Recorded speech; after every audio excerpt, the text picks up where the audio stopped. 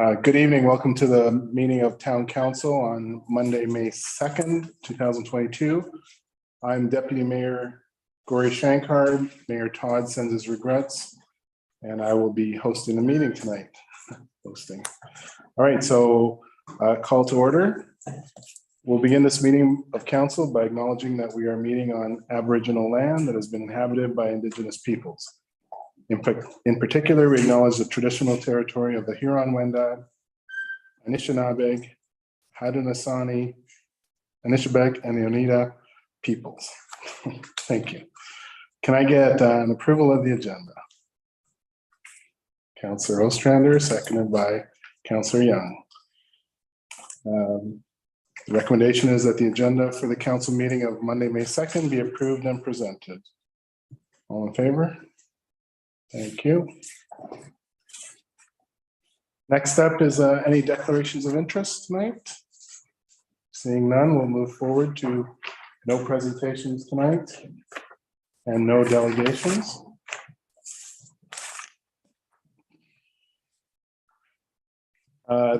Number 6 is minutes of the previous council meetings. We have minutes from April 6th.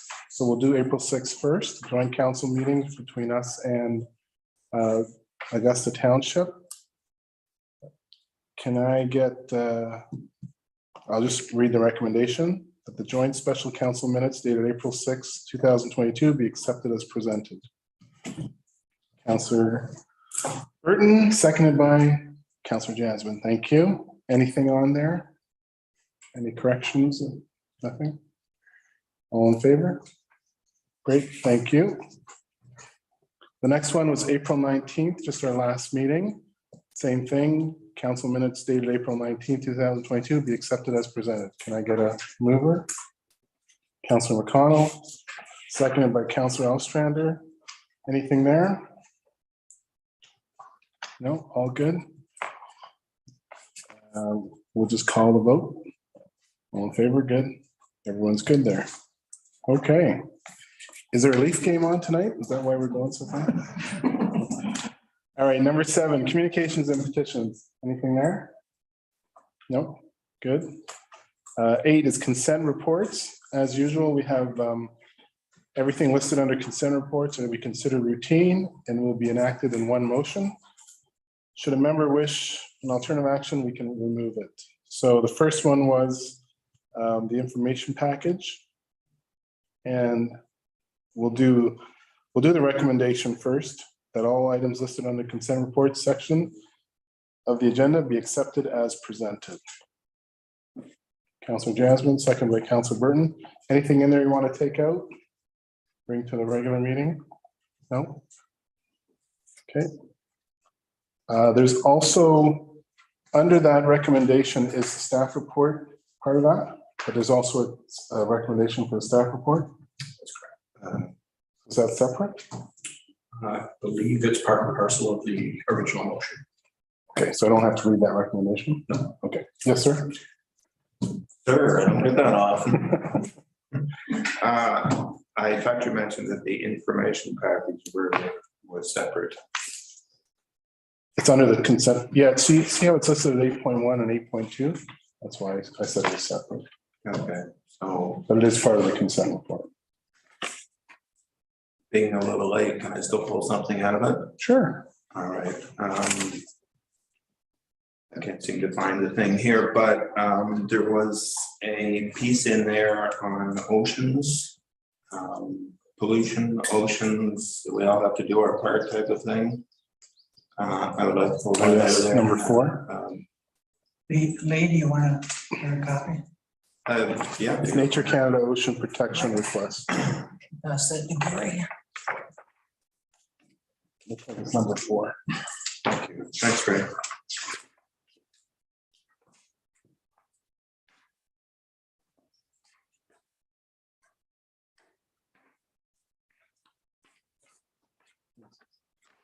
If you want, we can pull that one out and bring it up at the next meeting. That's what we do. Yeah, a resolution in support of municipality recognizing and celebrating World Oceans Day 2022 and the advancement of ocean conservation in Canada. This is a resolution, and I presume the Mayor Todd will be back to the next meeting and he would read this, assuming we all want it read. But having a cottage on the East Coast, this is kind of important to me because you wouldn't believe the things that wash up on the beach. And walking along our beach here, certainly in the spring of the year, there's an awful lot of stuff that washes up, docks, plastic, you name it. So I think this is important, and I think that we should support it. Okay, so we can pull that out. Lindsay, do I have to change the recommendation? No? Just for you, Deputy Mayor, we can bring it back just based on discussion. Okay, so we have a mover and a seconder. Yep. So all in favor? Great, thank you. No committee reports this week. We'll skip number 10. Outside boards, committees, and commissions. I guess we'll start with Councilor Burton. Thank you, Deputy Mayor Shankar, stuck in the mouthful. I think you're doing a great job so far. Thank you. Just one thing, the compost site is open. I wanted to mention that please remember to bring proof of residency. You have to have proof of residency, sorry, to get into the compost site.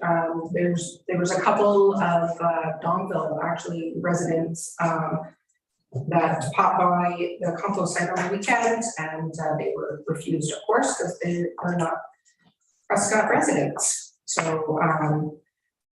that's it for me. Thank you. Thank you, Councilor Burton. Councilor Johnson. Thank you. Just a thank you to all the volunteers and staff and participants of our cleanup day. It seemed to be quite successful from the numbers. I understand perhaps maybe around 50-ish volunteers came out, so that's wonderful. A little bit of a segue to Councilor Burton's the brush pickup.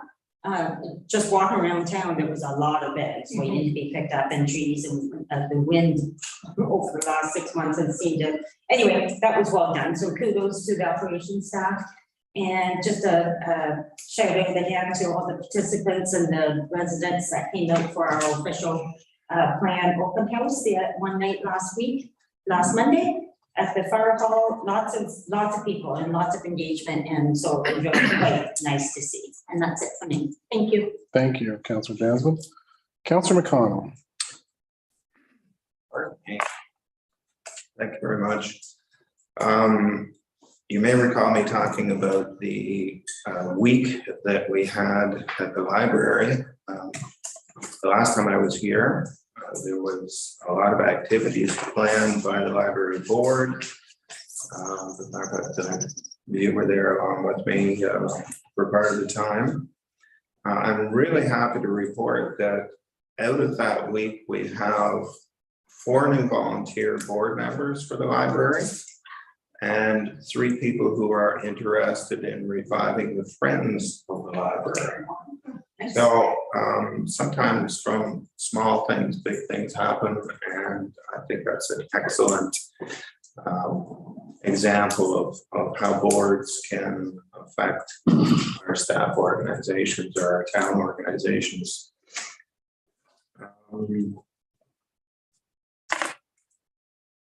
I think I'm just going to leave it with that tonight. Well, thank you. Thank you, Councilor McConnell. Okay, Councilor Ostrander. Thank you, Worship. I also attended the open house for the official plan last Monday, and it was very interesting.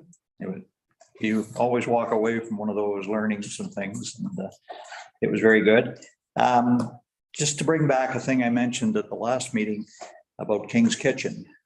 They are in business until mid-June, the end of the school year, every Wednesday. I thought it was not every Wednesday, but it is every Wednesday. So anybody would like to join my wife and I this Wednesday, we're going over to show our support for them and the fact that they're back in business. And one other sidebar item, we're welcoming a Ukraine family to Prescott this weekend, in fact. It's auspices of the United Church, and our United Church over here and Johnstown are sharing the hosting, I guess you could say, of it. It's a husband and wife, 2 children, ages 10 and 4, boy and a girl. Both of the adults are fluent in English, university educated, and are looking forward to moving in. They're going to be moving into house the corner of East Street and King. That used to be Reverend Jim Newton, the late Reverend Jim Newton of the United Church here. His widow now has to go to a facility. She's 93 and not well. And her and her daughter collaborated to have the Ukrainian family have the use of their home for the foreseeable future anyway. So nice touch, and I'll keep you updated as that progresses. They arrive here Saturday sometime. And, so we got a little reception plan for them. Yeah, so Where's the reception? good news. Probably at the home where they're arriving. So, yeah. Saturday? Saturday, yeah. So maybe sometime we can, I also have a package from Samantha that's been prepared for them as well for to greet them to town and I was gonna say. basic information for them. So, If I may follow Yeah. up, Councilor Ostrander, I've been in contact with the family as well. I know them quite well. okay, And the Ukrainian family are getting all sorts of donations. Bikes for the kids. I think they're going to be signing up for school definitely. yes, next Monday at St. Mark's. Yeah, and hopefully soccer as well. So just get the Yeah. feet wet and. I think the big item is we try not to overwhelm them. You know, they're coming from a war-torn country, and Yeah. you know, we'll just sort of ease them in the best we know how and Yeah, get them settled here. yeah, absolutely. Yeah. Leanne, would you know if we have any other Ukrainian families in town? I don't right now, but I have a contact that I've been working with. That she might have more information. I could get back to council about that. Sure. Just, Yeah. I did notice that Brockville just welcomed some new families as well, Mhm. just this weekend maybe. So that's good. But anyway, it's a first for us, so Yeah. good on us, yeah. Thank you. Thank you, Councillor. Anything else? No, that's it, thanks. Thank you. Councillor Young? Thank you, Corey. Just a point of clarification, Michael. When you were inviting us to join you for dinner, were you suggesting that you were going to buy us dinner? No, I wasn't, Councillor Young. So Okay. Wanted to make sure. I take it that cancels you out. Oh, wait, let me scratch that. Well, just the way you put it, you know. Wednesday night is my steak dinner date down at Red George. Okay. So I have a previous commitment. Yeah, what was I talking about? St. Lawrence Lodge, things are going smoothly there. We're still battling the outbreaks. I believe at the moment, we're still in a lockdown situation. We're still in outbreak, but that changes frequently and often. So just make sure you understand what you're faced with before you get there. I think that was the only thing I had to report on. Thank you. Thank you, Councillor Young. And I'll go next. Just repeating what others have said, the official plan last Monday was well attended. Kudos to Dana and Matt for putting on a good presentation. Actually, you know, every time we have something like that, I learn something. So if I'm learning something, I'm sure everyone else is as well. And there was some good input, and we had it was called a World Cafe, where you meet in little groups and then you go around and try the different subjects. But I think it was good. I mean, there was some really good input from the audience, and it was better attended than Matthew thought it was going to be. So, but and the 2 ladies that gave the presentation were excellent as well. So that was good. The library board, I'm glad to hear you got 3 new board members out of that. We have 4 that have expressed an interest in joining the library. Council decides on who joins board, so. Okay. I know, I know. There was one lady that you and I were chatting with. She was at the official plan meeting too, so that was good. And that's all I have. So anything else from anybody? Just Yes, sir. one thing, since everybody's mentioned the official planning meeting, which I was at as well, which we had at the fire hall. I think if that didn't give us an impetus to do some sound deadening at the fire hall, nothing will, because the noise in there was deafening. You could hardly hear anybody speaking. So I'm sure you have to agree with me there. It's a hard surface room, and it's fine if you get one person talking at the front, but when you get a bunch of people talking, the way there was in that meeting, it was not conducive to holding meeting in that facility. So we need to instruct staff, and we need to look at some sound deadening for that room, and sooner rather than later. Absolutely. So as we took note of the same, I investigated where there's acoustic panels you can purchase, which is basically a fabric material over a wooden frame, and it helps deaden that echo. So we're just going through some color options with the fire department, and then we'll get those installed, and hopefully that will certainly improve the situation. It was difficult because some people were wearing masks and we didn't use a microphone or anything like that. So that could be part of it too. All right, that's good. Thank you. Good idea. All right, so moving along, we're going to get into some staff reports. So the first one is staff report 53-2022 Riverwalk Revival. Who's taking that over?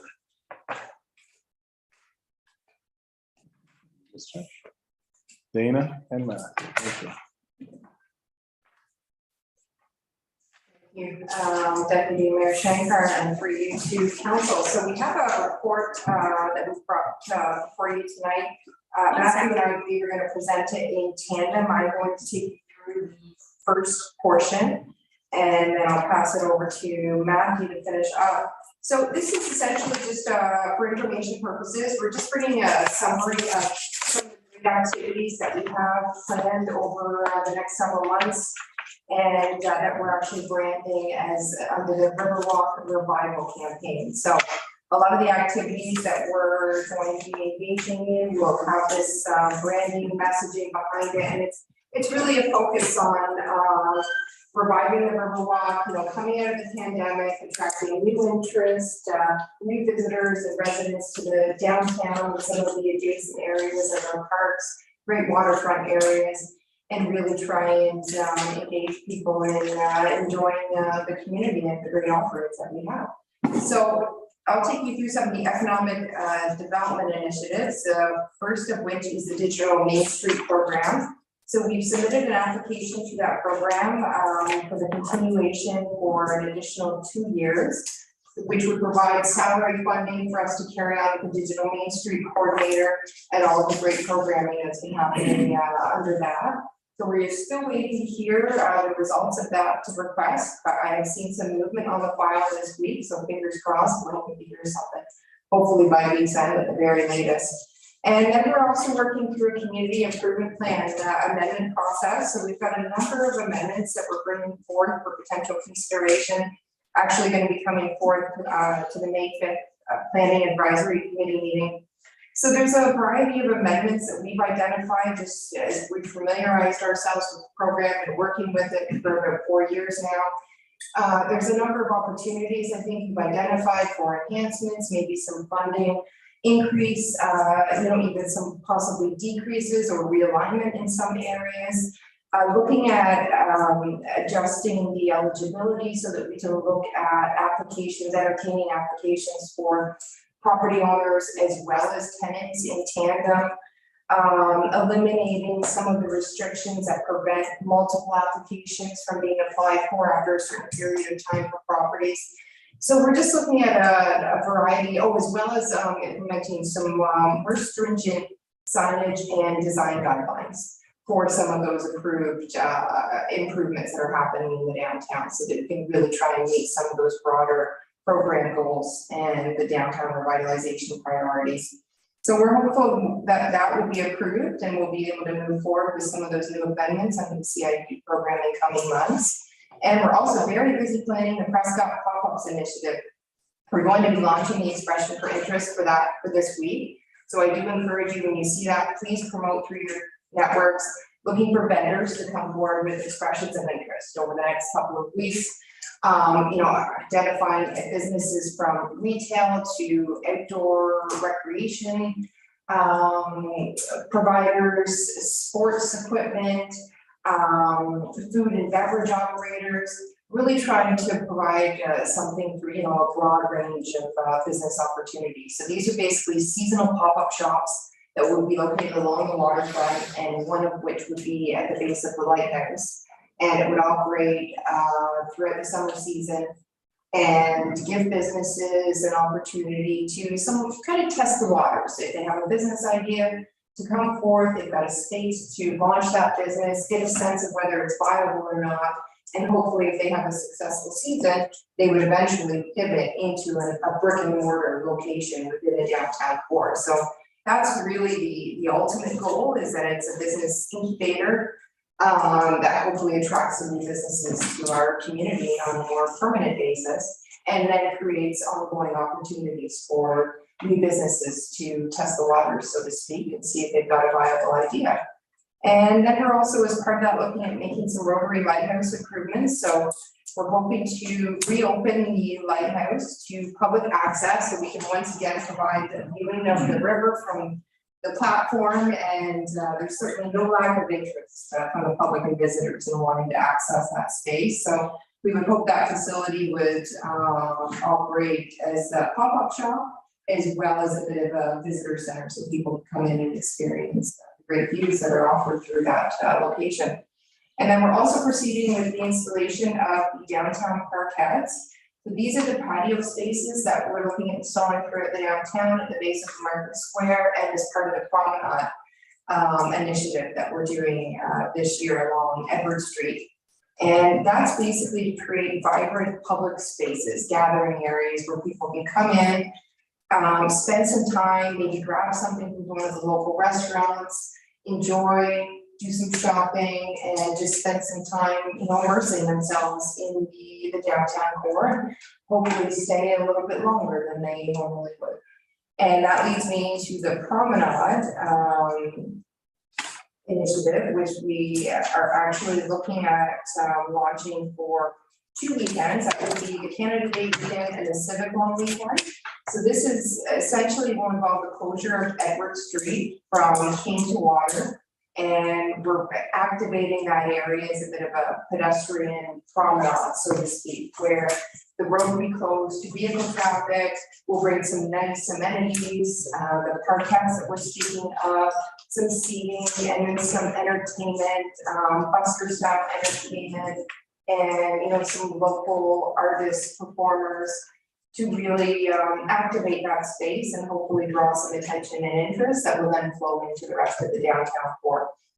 And then we've got a number of new business openings that we're going to be celebrating throughout the downtown in the upcoming months. So lots of activities happening through the Economic Development Department. And then I think that is it for me, aside for there are some events, but I'm sure Matthew can cover that under your portion. Excellent. Thank you very much, Dana, and through you, Mr. Deputy Mayor. So this evening, there's a list of a number of physical investments and improvements that we've made are making in the Riverwalk area. Includes a solar lighting that was recently completed. The shade sails will go back up in both Riverwalk Park as well as Centennial. 2 bicycle repair stations will be in the Riverwalk district, as well as 4 areas for bicycle parking will be added. 2 electrical vehicle chargers were added to our parking lot, as well as the 2 electrical vehicle chargers added on Water Street, right by the Rotary Lighthouse. Painting of the traffic poles on King Street, that was one of the initiatives that the BIA requested last year, and just to paint them black to match the street lighting that's there along King Street.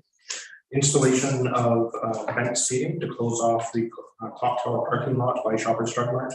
That we intend to have that finished this year. The one thing that I did want to bring to council's attention was we had previously discussed about the possibility of removing the trees on the east side of Edward Street between King and Water. That was declined by council, and so we're coming back with the idea of removing the interlock paving stones that will allow the trees to continue to grow. And right now, all of the interlock is popping up because of the roots, and then planting it with grass. So that way it becomes less of a sidewalk, more of a streetscape feature. And really, it's one of the, if we are unable to remove the trees, then that's one viable alternative. I think maybe perhaps Councilor McConnell had a question or a comment. Sorry, you have a question? I did, if I may. There's one tree missing, it was clipped off by a car. By a truck, yes. By a truck, pardon me, who I presume must have wound up paying for it through insurance. Are we replacing that tree? We certainly can look into that. I believe that has yet to be settled for insurance. No. Absolutely. Jeez. Okay, thank you. So the other items, adding trees along King Street in wood boxes, very similar to what Ganlock did over the last year or so. The mural along the Coast Guard fence east of Kelly's Beach will be installed in the next couple of weeks. That's now arrived, and we're very excited about that. Painting of the ends of the Heritage Trail and Centennial Park Trail orange to support Aboriginal reconciliation. One of the teachers at the high school has confirmed that they would be happy to work on a mural, an Aboriginal themed mural that would go right just east of the marina on the back side of the marina signage that faces the river. So thought it would be a good spot, and it's already, the infrastructure is there to be able to support that. And finally, continuing our focus on the downtown and Riverwalk area that we started in 2021, and also looking at modifications to the dive ramp to allow for easier access. So obviously, we also have marine investments that we're doing this year. So new pump out, new gas pump, cable marine will be in to repair docks A through F in the gas dock. New G&H dock will arrive in the next couple of weeks before Victoria Day weekend. And then we just also want to outline some of the events that are occurring. So Victoria Day weekend will be the opening of Farmers Market, the opening of the Prescott Museum and Visitor Center, the Sandbreast Long Harbor for the season, as well as opening day for the fort, and it will also be the community yard sale day. On May 28th is the Row Fall Hockey Tournament at the Woodland Community Center. Canada Day will be the official opening at the Centennial Pool. However, we intend a soft opening in the week or so prior to that in June. The Promenade, that will be the first week for that on Edward Street between King and Water, and also fireworks are planned for that time as well. We're under the understanding the Sunday night concert series would like to come back, and they're reviving their season this year. We're just waiting for the dates to be confirmed. St. Lawrence Shakespeare has announced a fantastic grouping of plays and performances this year. So 12th night, running from July 9th to 23rd, Tempest, one night only on July 26th.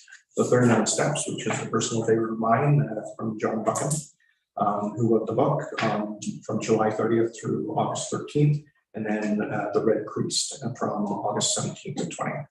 Civic Along holiday weekend will be the second iteration of the Promenade, and Canada Folk Fest on August 27th, and finally the Pumpkin Parade on November 1st. So we just really wanted to provide a highlight of everything that's going on in the Riverwalk district, and certainly I think it provides a nice look into the investments that we're making, as well as the social life and cultural amenities that are being offered throughout the summer. Thank you.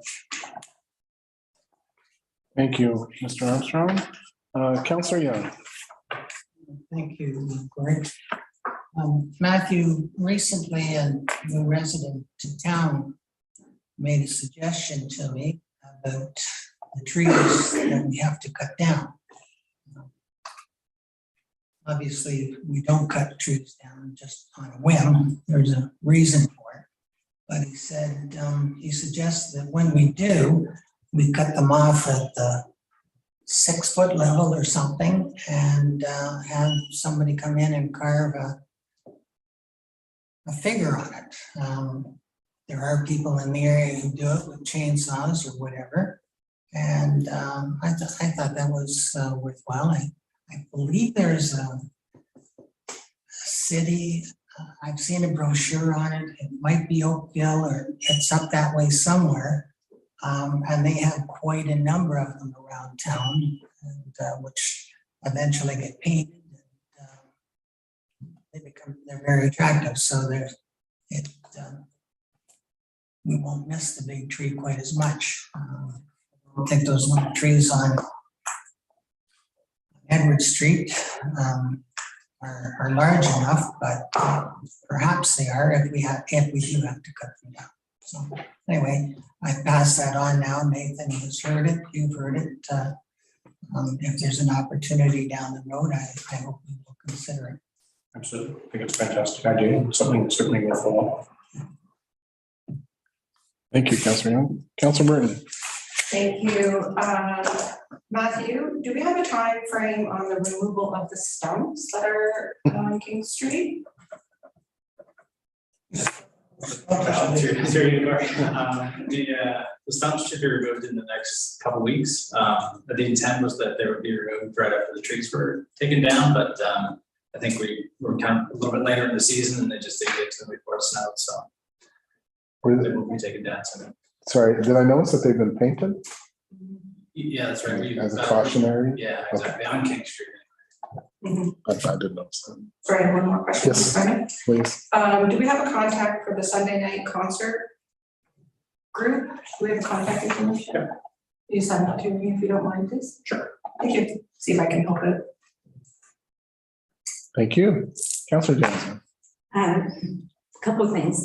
Thank you, Dana and Matthew, for this report. I know I'd like pieces of this have been discussed around this table, certainly at BIA, certainly at our bi-weekly meetings. So this Riverwalk revival for branding purposes and marketing purposes brings it all together. So this report reflects that quite well. So thank you for that. As far as the tree is concerned, in one of our meetings, it was brought up again that although when it was discussed at council level and it was declined that we were not to take down the trees, it was just discussed that the ramification of that decision means that staff is forced not to do as they're proposing, taking the stones away, which will mean, of course, no longer a sidewalk, which we haven't had a sidewalk because of the trees, that kind of thing. But it was just asked that it be brought back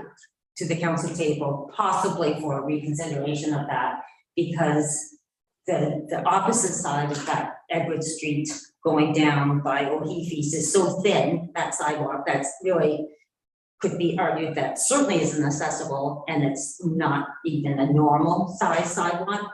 So anyway, that's just from our discussion from our staff meeting that maybe we may want to look at that decision and those trees could be, you know, take a tree down, plant 3 more, you know, like we could redeem ourselves if we have to, if the decision is to be looked at again. So I'm just the messenger on that.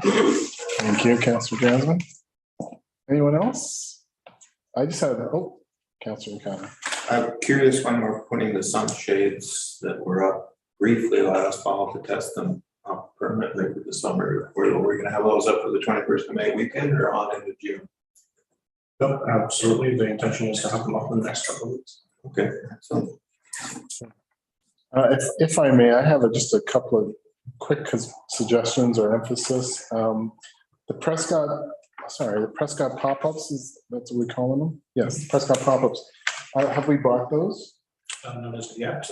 We're trying to work with the applicants to make sure that we get, something that's going to suit their needs as well. Do we project that it will happen this summer? Yes. Okay, good. And Dana, not to pat your back, but the Digital Main Street program, can you just give us, would you know offhand how many participants we have in Prescott in that?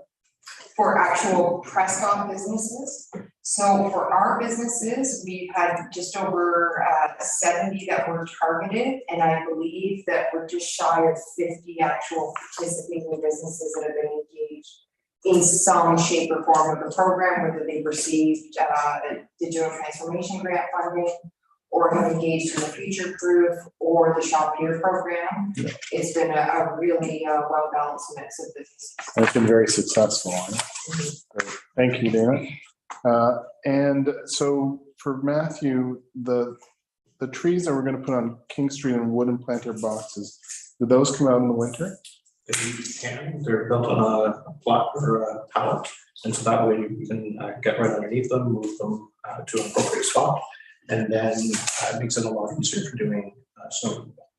Excellent. That's what I was wondering. Okay, and the last question I have is, I heard we have a new harbor masters. Could you just introduce her tonight? Absolutely. Her name was Rhiannon Rawlings. I just kind of mumbled that first one because I keep on getting it wrong. And she joined us last week, and we're looking forward to a successful season this year at the Sanders Lawn Harbor. Great, thank you, and welcome Rihanna. Rihanna? No, Rhiannon? Okay, Rhiannon. Mrs. Rawlings, Miss Rawlings? That we're safe that way. That works for me. Okay, thank you, and I assume the fireworks are going to be on Canada. Right?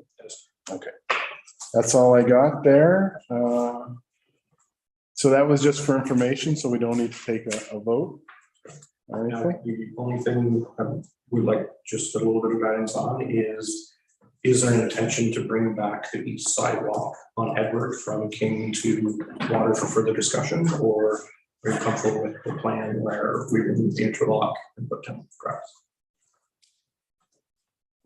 So that's for you, I think. I do recall that I was one of the ones who declined the first time it came around, saying, oh, because it happened to be hand in hand with another tree discussion of planting more trees. And then we were taking, so it just didn't make sense in my mind, you know, but now that I understand the ramification of what your proposal, the only last option that we gave you, I'm not sure if taking that sidewalk out is a smart idea. So with that being said, if there was a plan, if we had to take down those 2 trees because of the third one already being gone, and we would commit to, 6 other ones somewhere else, then I could be easily talked into putting back in a sidewalk with the interlocking paving stones once the trees are removed. Does that help? Here's mine. Yeah, no, it does help. Thank you. Councilman Connell? Going back to our original discussion on this, I was completely against taking trees out, and it doesn't seem rational to me to take 2 trees out just because we've had 1 out. I can't see that happening at all. That was mine. That's what you said. No, we would only take 2. No, I know. No, it's because it's now going to cost us an accessible sidewalk. That would be my logic. It's not because it's only 2 trees versus 3 trees, but the fact is, it's now only 2 trees. We're still losing 2 trees, that there's nothing Yes. wrong with them, and they're in an area where green is a good thing on the street. I agree with you, the sidewalk on the west side of the street is narrow, it's interlock, and it's wavy, and it's not to standard size, I don't believe, and there's even a step that sits out on it. But if you wanted to widen that sidewalk into, I guess, the current, I'm not even sure we could widen that without going to the current provincial standard, could we? Now we're talking some significant dollars. Well, that's what I was gonna point out. If you, what you're talking essentially is moving the whole street to the east, widening that sidewalk out to probably half again the width, you're gonna be blasting out 2 cement curves that are there. And we're talking substantial dollars, which is. Yeah, I'm not proposing that. No, okay, well, that's what it's No, involved. If you where the wanna trees put- are now, Yeah, make that back into a sidewalk, is what I'm proposing. well, I don't know. I walk there all the time. People walk on the west side, people walk on the streets. I'm not in favor, but what Matthew is proposing, I think is the way forward. For now. Okay, do we want to, so can we get any more feedback from others? Are we comfortable with what Matthew's proposing? Councilor Burton? Thank you. Listening to Teresa tonight, I think it's important to revisit this. It's a very busy spot, especially when Shakespeare is on. And I always go back to accessibility too, because the west side sidewalk is not necessarily accessible for mobility issues. So for that matter, I would like to revisit this conversation. And I like the thought of removing the 2 trees that are there and planting 2 or 3 others cost effectively, of course. In a planter's box. Right, so I would propose, I'd like to hear the other councillors' point of view, but I would definitely favor making that motion to discuss, bring back the discussion about the trees being removed. Councilor Mike? I'd have to agree with that. It's one of those quirky places that, I don't think you can take away what's there and then replace it. So I think that if you leave it for now and take a sober second look at it, I guess you could say maybe it might be the best option. Councilor Young? I'd like to leave the trees there. Leave them there. I'd like to work around it if there's a way to work around it. If staff solution costs $1,000 and what we're suggesting costs $15,000, that would influence my decision a bit, but until we have more information, I'm happy to let them work around the existing trees. Can I ask a question, Matthew? How long has that street sidewalk been closed? We've started a discussion about 2 years ago. And then even before that, it was starting to hump up. So it's been at least 2 years. 2 plus. So, and I mean, I don't want to make this sound like I'm not sympathetic. Have we had any complaints about accessibility on the west side of that road? Not that I'm aware of, not that the town's received. And is our bringing it back going to affect the Parquet or the July 1st weekend that we're planning down there? No, we would make sure that we coordinate those time. And one last question, the project that you're suggesting, taking up the bricks, laying sod, is that, how long would that take? Do we have time? We have time between now and July 1st to get that done? Yeah. Even with a rediscussion in like a couple weeks? So if we bring it back for rediscussion, it has to come back under reconsideration, I believe. Because it was previously voted down, so it will require, I believe, 6 out of, or 5 out of the 7 to Vote for it? vote for reconsideration. So should we do that tonight?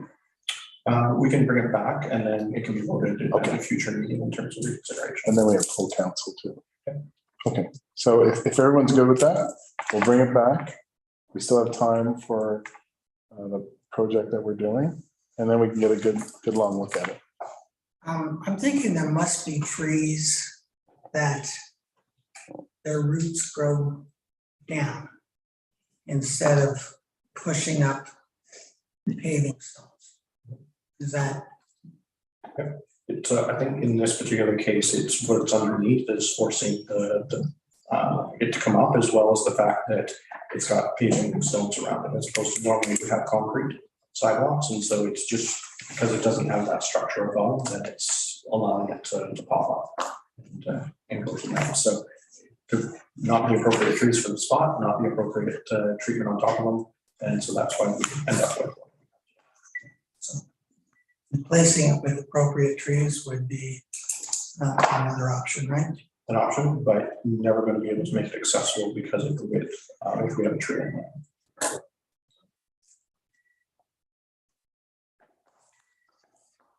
Okay, do you have direction? Yep, I believe so. Thank you very much. Thank you. All right, we're going to move on to staff report number 54-2022, group purchasing organizations. Now this, I think, is Nathan. Oh, it's Matthew. Sorry. Thank you very much. Excellent. So group purchasing organizations are set up so that applicable or entitled municipalities or public sector organizations can join them and take advantage of pre-established contracts or contracts that have come down. So two are common in the municipal world. One is the canoe procurement group, and that was done through AMO, the Association of Municipalities of Ontario, and through the subsidiary of Local Authority Services. So it has a plethora of pre-established contracts, everything from equipment to supplies to just everyday things that we would purchase in the course of a municipality. And it's all compliant from a competition perspective as well as a trade agreement perspective. So there's an agreement between Canada and the European Union that came into effect a couple of years ago, as well as an internal trade agreement, particularly between Ontario and Quebec, that we have to abide by. And so one, obviously, the canoe procurement is very much geared towards municipalities. Kinetic GPO is another one. It's a little bit newer and is again focused on broader public sector organizations, municipalities included. They're slightly smaller and have fewer agreements, but some of the agreements that they have struck are very applicable to municipalities, such as rental equipment and supplies in general. So we wanted to bring forward the option of joining these. There is no cost to the municipality to join them. There's not a requirement to have to only go with those contracts, and they're not exclusive, so that we can only join one or the other. So with all of those in mind, we will be wanting to bring it forward to council for consideration. And then once a year, according to our purchasing bylaw, as well as requirements under the trade agreements, is that we would just post on our website that we belong to these two groups and are able to take advantage of their contracts. So I want to put that in front of you this evening and for your consideration. Thank you. Thank you. Before we have a discussion, should I get a mover and a seconder on your recommendation? Yes, please. Okay. So the recommendation is that council directs staff to join the Canoe Procurement Group of Canada and Kinetic GPO to take advantage of public sector group purchasing opportunities. So can I get a mover? Councillor Young, Councillor Ostrander, thank you. So we'll have a discussion now. Any questions? Thank you, Councillor Young. I didn't see a downside, Matthew. That's correct. It's completely voluntary, which contracts you want to take advantage of, which ones you don't. Contracts that or bidders that we currently use, such as rentals or lifts and whatnot, would fall under this contract. It's a pre-established discount that would then be applicable, and we just have to tell them that we're taking advantage of this particular contract. So it's as simple as that, and we're able to take advantage of it and obviously save the money at the same time. Okay, thank you. That's good. Councillor David. Thank you. I like that there's no cost to join the group and purchasing and no binding contracts and no minimal purchase. I think it's a win-win situation. So I'm definitely going to be supporting this. Thank you. Thank you. So it's a great idea. I'm just kind of waiting for a shoe to drop. Is there a cost when we take it? There may be no initial cost, but is there a cost when we take advantage of something through their mouth here? No, it's all done on the back end. That there's a reconciliation that occurs between the vendors and the group purchasing organization once a year, and there's a percentage of sales that go to the group purchasing organization. So there's nothing that the municipality has to pay. It's free for us to join, and the vendors pay the group purchasing organization directly. And sometimes, from time to time, the group purchasing organization will provide a portion of that rebate back to municipalities that participate. Thank you. I did also notice that we can choose to participate when we're looking for something or choose not to participate. We don't have to participate. That's correct. And when I'm thinking there, you mentioned rentals, our rental companies, or at least some of them that we now use. We could take advantage of this with them, but some of our equipment purchases that may not be hooked in with these people. And I'm thinking of our pickup trucks, for example, that we tend to buy locally. And a large part of that is that we can get them quickly serviced locally as well.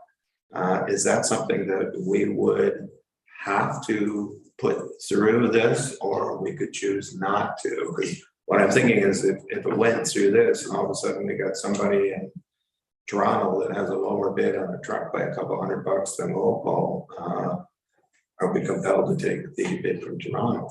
We are not. So there's, it's completely voluntary whether, so if they already have a pre-established agreement with GMC, we could take advantage of that with our local dealership, or we can go and negotiate directly with our local dealership. It's completely up to us, and it's voluntary in every way. There's also another thing that the town is automatically able to take advantage of, and that's the Ontario vendor of record. And so in that case, the Ontario government has pre-established agreements with equipment manufacturers, and we can just note that contract number, give that to our local dealership if they've done one with Chevy or GMC, and we would already get the preferred pricing under that model as well. So all of those also meet the definition that they've already gone to tender basically to establish those discounts, and the provincial government says that that meets the requirements for their what they need from broader public sector. So you can still use your local.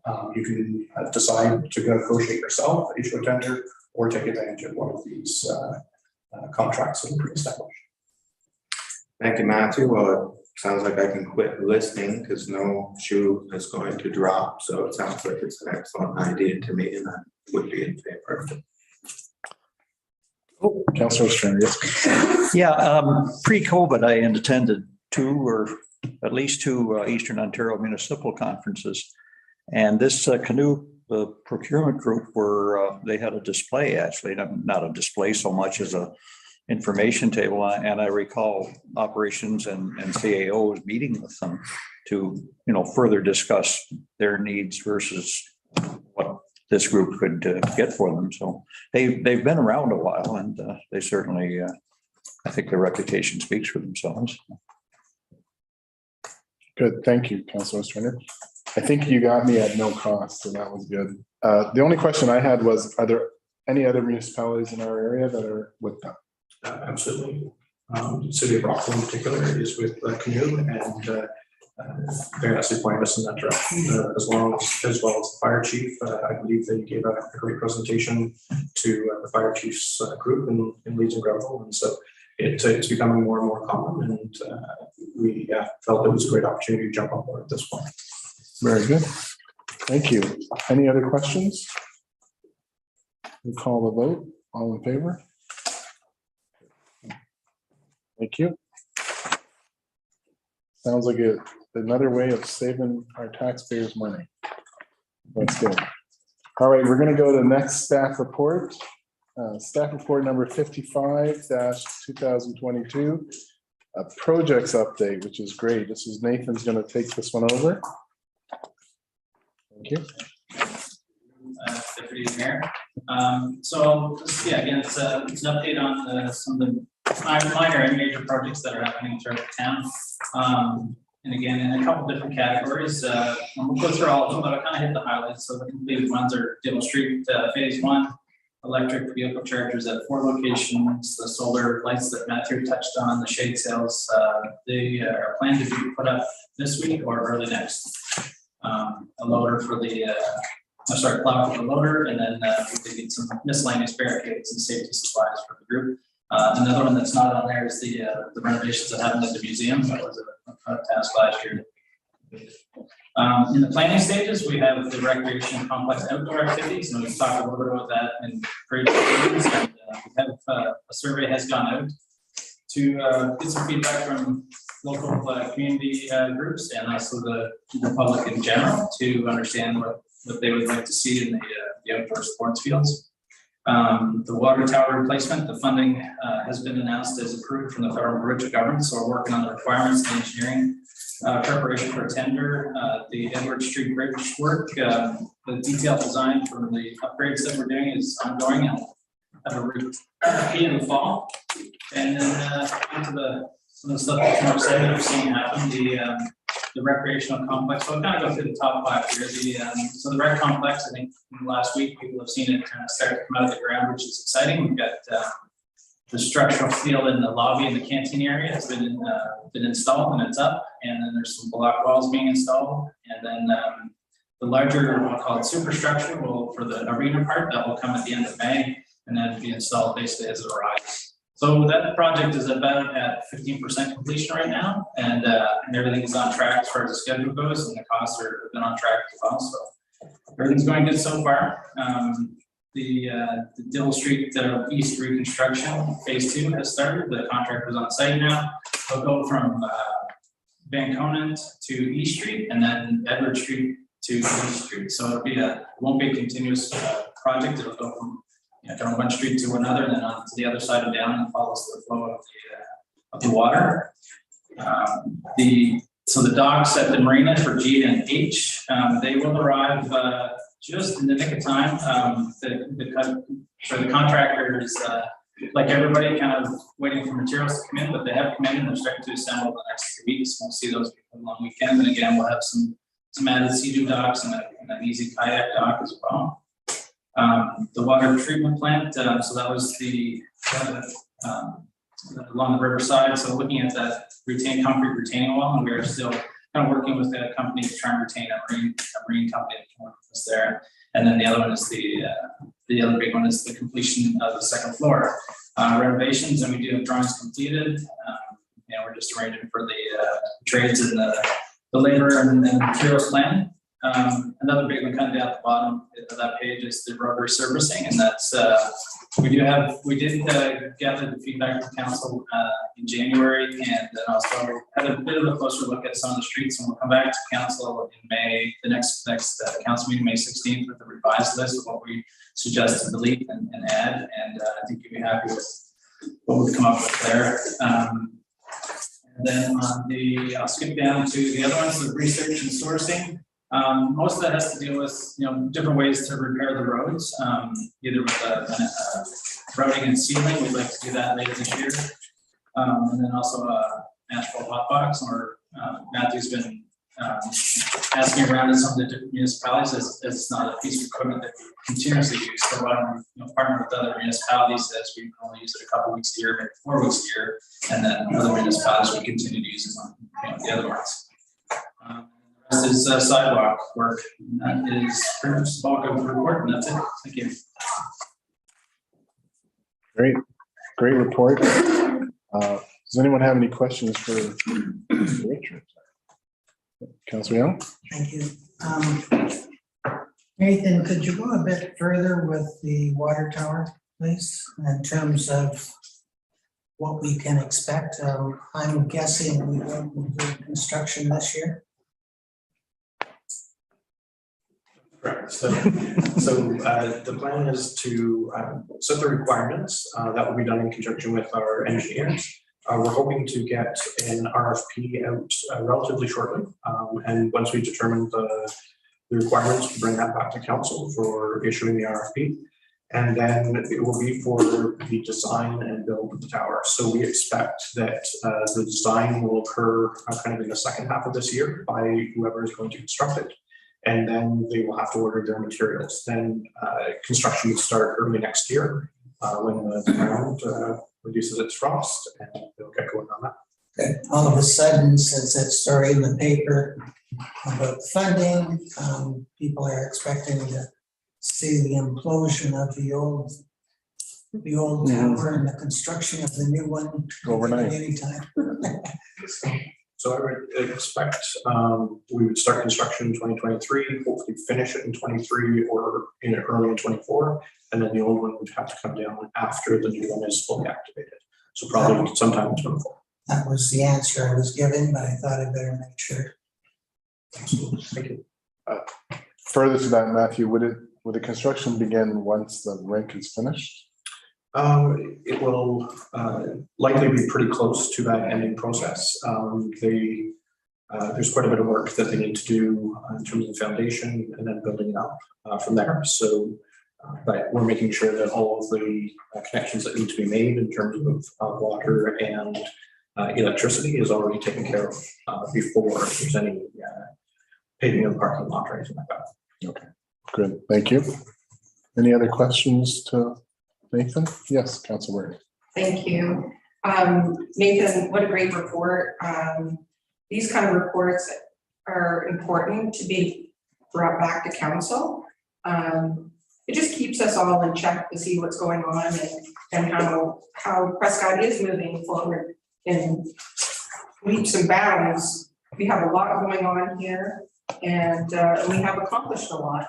So I'm sure that the operations department is going to be very busy in the next little while getting things done. So thank you. Thank you, Councilor Burton. Nathan, how often can we expect this report? Like in a, I think it's probably like a 2-month, 3-month cycle. Otherwise, the information is going to be false enough. yeah, no, I think that's good. We used to have like a little summary at the end of our agenda. So this is, and we were actually just talking about that. Where's that been? So it's nice to see it on paper and it's good for the audience and for all of us to be aware because we all get those questions when we're walking and maybe having a coffee. So that's good. So every 3 months, that'd be great. Thank you. That was just for information. So the next staff report, 56, 2022. From Matthew Armstrong about the collaborative initiative with the Township of Edwardsburg Cardinal and the street sweeping. Take that away. Very much, Mr. Deputy Mayor, through you.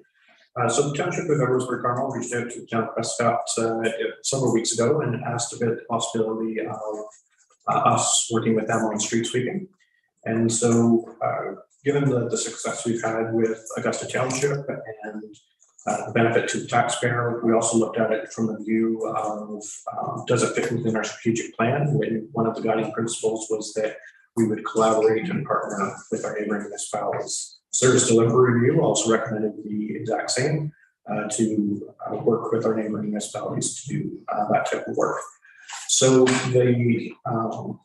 we took a look at it, and from just a logistics perspective, the areas of New Wexford and Johnstown Industrial Park look to be logical. Any further than that, and we would have to start to float it because it has a maximum speed of 35 kilometers an hour. And so any distance is going to take a while to get there. So with that in mind, we worked with Edwardsburg Cardinal, came up with a rate that not only covers the individual working machine, because it would be a Town Prescott employee, but also provide some allowance that we could put money aside to help support the overall maintenance of the machine. So that's what we brought forward in front of you this evening. And we estimate that it would take no longer than 40 hours and again, produce a small amount of money that would be able to use to help support that. Councilor Young. Thank you. So Matthew, the rate per hour would cover our employee plus some money going towards our budget for repairs and maintenance. That's correct. Credit to repairs and maintenance and a credit to our salaries or something like that. Not to mention the fact that we've been preaching sharing with our neighbors and helping out our neighbors, and I think it's a great idea. Thank you, Councillor Young. Councillor Lee? Well, I'm gonna take the opposite point. I'm all for sharing with our neighbors and helping out our neighbors. I mean, we have our fire chief sitting right over there looking at us, and we provide fire coverage for a pretty decent chunk of Edwardsburg Township, Johnstown, Edwardsburg, or the Industrial. in industrial park down there, yeah. But I draw the line when we go too much into competing with private businesses, and this is what I feel like we're doing here. There are companies that offer parking lot sweeping, road sweeping. We've all seen them going through town. This is us as a municipality essentially taking jobs away from our neighbors and the industries that provide that type of service. Last year we did with Augusta Township, but we got in exchange their grader, which we don't have, and an operator to do some work on the shoulders in town, which hadn't been done for some time. This is different in my point of view. This is not them giving us something in exchange. This is them coming to us and asking us to provide a service that they can put out to tender, maybe already have, and have a company that does this. Pay us, not them. And I don't feel that governments should be in competition with private business. Thank you. Thank you, Councillor McConnell. Councillor Burton, please. Thank you. I'm on the opposite side as well. I'm definitely all in favor of helping our neighbors. To be a good neighbor, you have to help your neighbors. And I think that staff have presented us the financial implications and the hourly rate. I think it's important to give that olive branch and help our neighbors out. And maybe someday we'll need a favor. And maybe they'll be able to help us out. I'm definitely going to be supporting helping our neighbor. Thank you. Thank you, Councillor Burton. Councillor Mike? Well, I'd be taking the same stand on that because our recent Augusta Prescott meeting, we discussed recreation facilities that we can either co-use or join together, and now Edwardsburg Cardinal, and we also mentioned them that we would maybe be reaching out to them for various recreational events, maybe even social events that we discussed. So I don't see that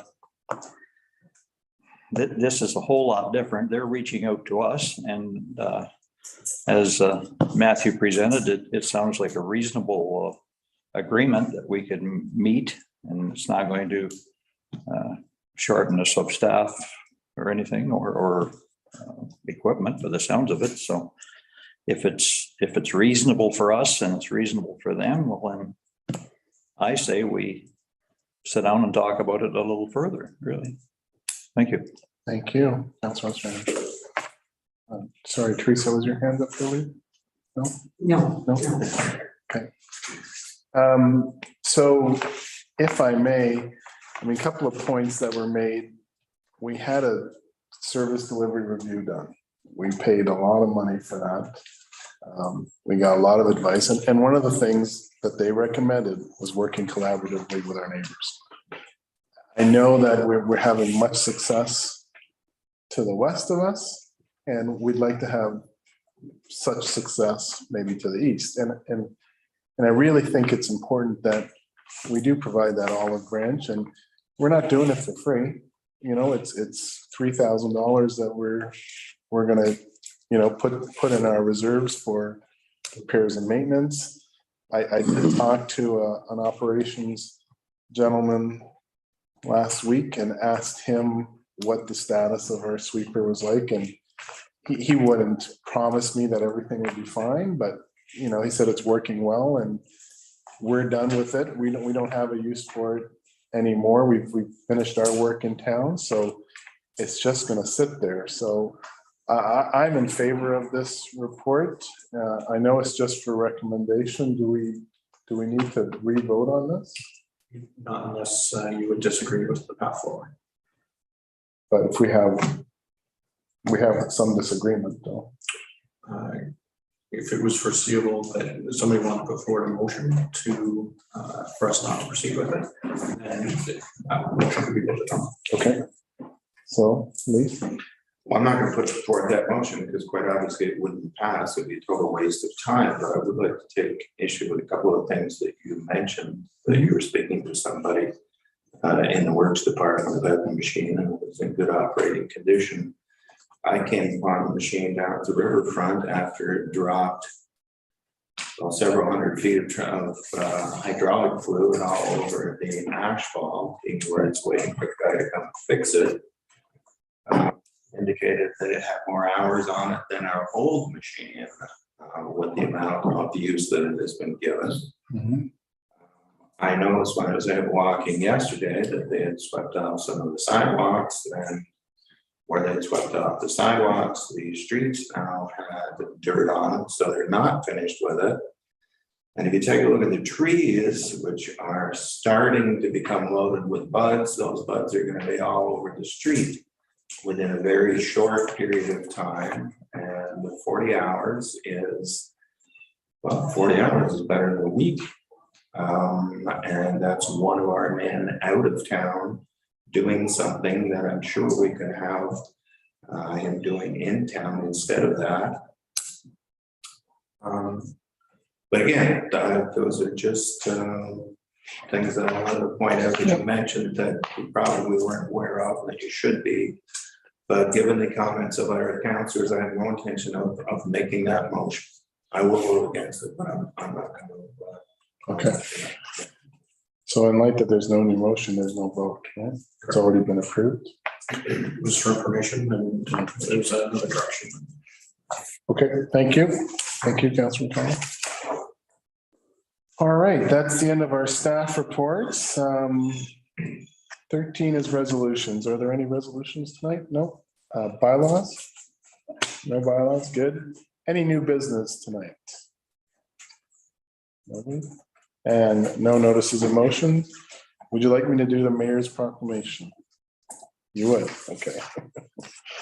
All right, so this is the mayor's proclamation for this week, May 1st to 7th, 2022 is Emergency Preparedness Week. Whereas the town of Prescott recognizes the importance of emergency management in Ontario, and the goal of Emergency Preparedness Week is to raise community awareness and the need to be prepared within 72 hours for the possibility of an emergency. And whereas during Emergency Preparedness Week, Ontario residents will identify and learn about risk in their communities and how they can protect themselves. Knowing the potential hazards and risks you face, planning ahead and being prepared are the best steps to ensure that you and your family will survive an emergency or disaster. And whereas emergency preparedness not only focuses on personal preparedness, it also carries messages for business owners, municipal officials, and utility operators. Ensuring business continuity and updating emergency plans are all just as crucial in ensuring community preparedness. And whereas all levels of government have an important role to play in emergency preparedness and response, but ultimately emergency preparedness is the responsibility of each and every one of us. Therefore, I, Deputy Mayor Gauri Shankar, do hereby proclaim the week of May 1st to 7th, 2022 as Emergency Preparedness Week in the town of Prescott, and encourages all citizens to begin today and learn how to prepare now for a safer tomorrow. Thank you. All right. So that we are going to move into closed session. So I need a mover for the recommendation that council move into closed session at 7:15 p.m. in the record to discuss matters pertaining to 18.1, an identifiable individual. 18.2, approval of closed session minutes. 18.3, community awards. And 18.4, purchase and sale. Can I get a mover, please? Councillor Burton, seconded by Councillor Ostrander. So we'll be back in about 3 hours. Oh, all in favor?